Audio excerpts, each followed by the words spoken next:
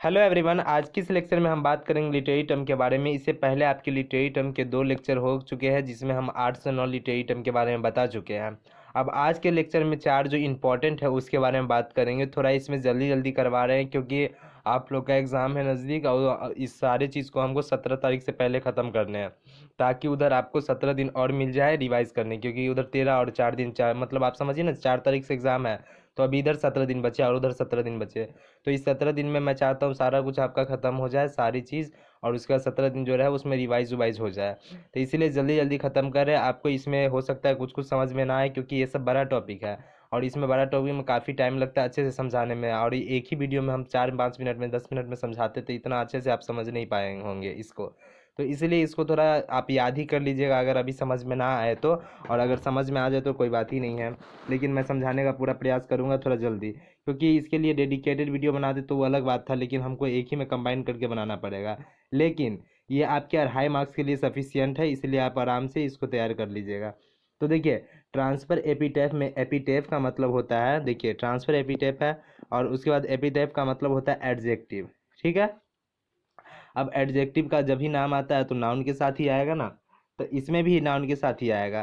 तो यहाँ पे बोला जा रहा है the epitaph is the transfer, यहाँ पे एडजेक्टिव का ट्रांसफर होगा तो the epitaph is the transfer from the noun, it is meant to describe to another noun is in the sentence. एक सेंटेंस में इसमें 2 नाउन होंगे, ठीक है। 2 नाउन के यहाँ पे 2 नाउन हो सकते हैं और उसमें क्या होगा, नाउन जब जहाँ पे आना चाहिए उसको जिसके साथ आना चाहिए वहाँ पे ना आके दूसरे जगह होगा इसमें नाउन। तो देखिए इसको एग्जांपल समझिए, they seemed to have a unhappy marriage. यहाँ देखिए मैरिज के बारे में बोला जा रहा है कि अनहैप्पी है। अनहैप्पी मैरिज कभी होगा? मैरिज अनहैप्पी या हैप्पी नहीं होगा, वो जिसके लिए, जिस इंसान के लिए यूज़ किया गया है उसके साथ अनहैप्पी हैप्पी हुआ है ये मैरिज, उसके लिए अनहैप्पी हैप्पी है। तो यहाँ पे मैरिज को अनहैप्पी हैप्पी बोला जा रहा है जो कि सही नहीं है। मैरिज के लिए हैप्पी अनहैप्पी नहीं होगा। ये जो अनहैप्पी वर्ड यूज़ किया गया है इसके लिए यूज़ किया गया है जिसके लिए ये पूरा सेंटेंस लिखा गया है, ठीक है। अब यहाँ पे दूसरे एग्जांपल में देखिए, we had such a wonderful time at the movie yesterday. अब देखिए वहाँ टाइम जो होता है, टाइम यहाँ पे बोला गया टाइम वंडरफुल नहीं है, ये जिस इंसान के लिए ये मूवी अच्छा लगा तो उस टाइम, वो टाइम उस इंसान के लिए महत्वपूर्ण है, उसके लिए, उस इंसान के लिए वंडरफुल है। तो यहाँ पे इंसान के लिए वंडरफुल यूज़ किया गया है, लेकिन यहाँ पर टाइम के पहले यूज़ किया गया एडजेक्टिव। तो ऐसा ही होता है। तो ट्रांसफर एपिटेफ में जहाँ पे इसके साथ होना चाहिए वहाँ पे ना होकर उसके दूसरे जगह पे लगाया जाता है। अब इसके अगले बात की है तो ट्रांसफर एपिटेफ हो गया आपका। अब दूसरे की बात की जाए तो देखिए दूसरे में आपका, देखिए दूसरे में आपका पास्टोरल इलेजी है। तो देखिए एलेजी का मतलब होता है शोक गीत। और शोक गीत कब बजाया जाता है? जब किसी को शोक मनाना हो।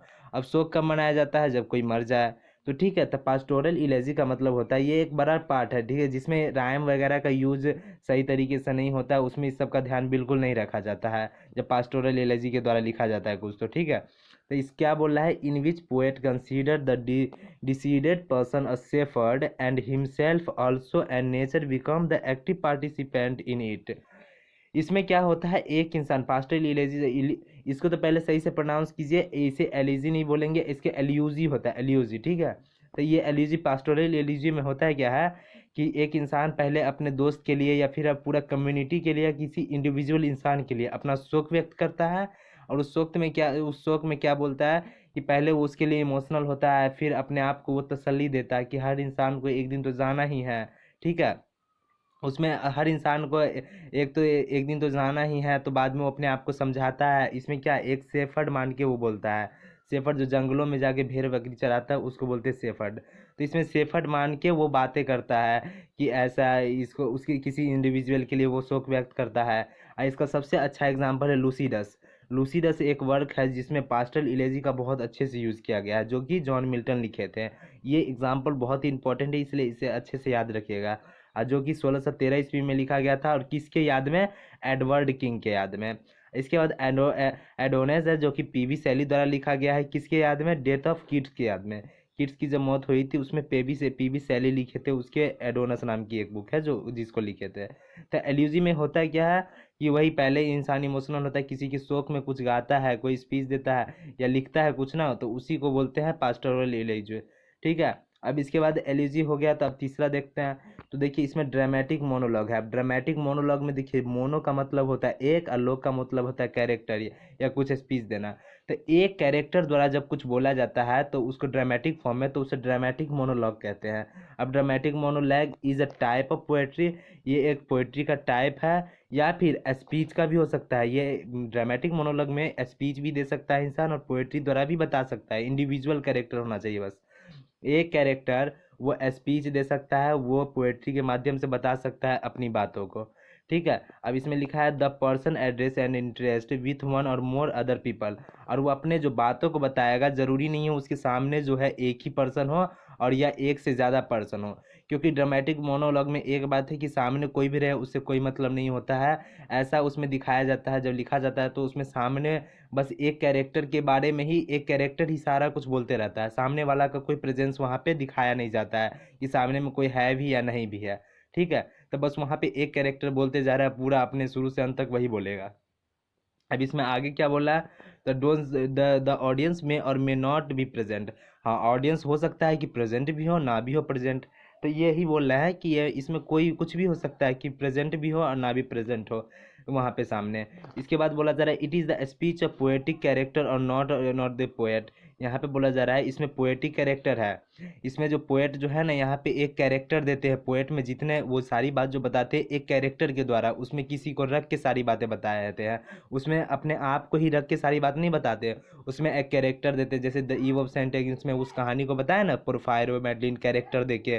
तो इसी प्रकार इसमें पोएट खुद नहीं बताते, उसमें एक कैरेक्टर का नाम देते हैं। उस तरह से इसमें ड्रामेटिक मोनोलॉग में लिखा जाता है। और ड्रामेटिक मोनोलॉग का जो फेमस पोएट है, सबसे फेमस कौन है इसमें, रॉबर्ट ब्राउनिंग। रॉबर्ट ब्राउनिंग को जो है ना master of the dramatic monologue का कहा जाता है। Master of the dramatic monologue Robert browning को कहा जाता है। ये लाइन बहुत इंपॉर्टेंट है, जब भी आंसर लिखिएगा इसको अच्छे से लिखिएगा। अब 3 इसमें कंप्लीट होते हैं। अब आपका लास्ट है, तो लास्टल है सेटायर। सेटायर को हिंदी में बोलते हैं व्यंग्य। जब किसी को हंसते मजाक में, हंसते हंसते हंसते मुस्कुराते उसकी कमी के बारे में हम बता देते हैं, उसके अगर कुछ कमी है, उसके द्वारा कुछ बोले गए वर्ड में दिक्कत है, तो हंसी मजाक में ताकि उसको बुरा न लगे, तो उसी को बोलते हैं सेटायर। अब सेटायर क्या है, तो satire is the literary genre that uses irony, sarcasm और रेडिकल। जिसमें सेटायर लिखते समय हम आयरोनी का भी यूज़ करते हैं, सार्काज्म का भी यूज़ करते हैं, और रेडिकल वगैरह, ये सारे लिटरेरी टर्म है जिसका हम यूज़ करते हैं उसको लिखते समय। ठीक है। अब ये सैटिकल वर्क क्यों होता है, satirical work often target social political and cultural issue by issue. यहाँ तक देखिए, सैटिकल वर्क जो लिखे जाते हैं सटायर के फॉर्म में, वो क्या लिखे जाते हैं, उसमें सबसे बड़ा कारण होता है पॉलिटिकल कोई पार्टी है जो कि लिखे हैं, लेकिन हमको उसे मजाक मजाक में उसके बारे में बताना है कि आपकी द्वारा ये की गई गलती है। उसके बाद सोशल में भी इसका यूज़ होता है, कल्चरल में भी उसको बताना होता है, किसी संस्कृति के बारे में मजाक मजाक में उसको समझा देना कि आपके द्वारा ये गलत किया गया है। इसके अलावा अब क्या है, इसको जो सटायर होते हैं वो पोएम के फॉर्म में ही नहीं होते, इसके अलावा नॉवेल के फॉर्म में भी लिखे जाते हैं, ऐसे के फॉर्म में लिखे जाते हैं, फिल्म्स के माध्यम से भी दिखाया जाता है, उसके बाद कार्टून के माध्यम से, और अभी अभी तो मीम्स के माध्यम से भी दिखाया जाता है। जैसे कि हम मीम्स बनाते हैं किसी क्रिकेट के खिलाड़ी पर, तो उसकी कमी दिखाते हैं कि देखिए जीरो पे ऐसे वैसे बार बार दिखाते हैं, तो उसको दिखाते एक तरह से उसकी कमी बता रहे हैं कि आप गलती कर रहे हैं। तो ये मीम्स के माध्यम से भी दिखाया जाता है बहुत अच्छे तरीके से। अब इसमें क्या है, इसमें ह्यूमर क्रिएट होता है, that use a humour to attack a person. Humour द्वारा क्या किया जाता है, एक पर्सन पर अटैक किया जाता है, मजाक मजाक में एक पर्सन को अटैक किया जाता है, एंड आइडिया और बिहेवियर, उसके आइडिया और बिहेवियर को भी, क्योंकि वो उसके बाद क्या है, that you think us bad और सिली, जो आप सोचते हो उसके बारे में गलत है, ऐसे है, तो आप जो सोचते हैं उसके बारे में, तो उसको दिखाया जाता है, अटैक किया जाता है उसको मजाक मजाक में। तो यही है इस सारे बात के मतलब इस सेटायर में। अब आपके सारे लिटरेरी टर्म खत्म होते हैं इसी के साथ, आपकी the Eve of Saint Agnes के पूरे लॉन्ग आंसर खत्म होते हैं। अब क्या बचा, आपका दी रैप ऑफ द लॉग का बचा है लॉन्ग आंसर, उसके बाद आपका बचा पेपर 1 का जो होता है जितने लॉन्ग आंसर करवाने हैं वो, और आपका बचा द इसमें द गोल्डन ट्रेजरी में आपका पहला पोएम पूरी तरीके से ख़त्म हो चुका है, टू द स्काईलार्क। आज होगा माई लास्ट डचेस का, तो आप तैयार रहिएगा 7:30 बजे के करीब, 7:30 बजे आप तैयार रहेगा, आपको लेक्चर मिल जाएंगे। अब अब क्या कीजिए, आप अच्छे से पढ़ाई वढ़ाई कीजिए, लिटरेरी टर्म को अच्छे से कंप्लीट रखिएगा। इसी के साथ मिलते हैं अगले नेक्स्ट वीडियो में। इसी के साथ यार मस्त रहो, व्यस्त रहो और पढ़ाई करते रहो। धन्यवाद।